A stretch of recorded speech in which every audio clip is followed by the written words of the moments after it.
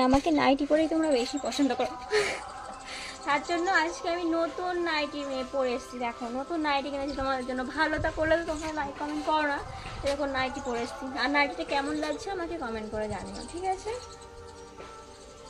আমি জানি নাইটি পরে আমাকে ভালোই লাগে, তার জন্য তোমরা নাইটি পরে পছন্দ করো। আবার অনেকে আবার বলবে যে নাইটি পরো না, কিন্তু দেখো আবার না, যদি ভালো কিছু পরি তখন লাইক কমেন্ট করে না।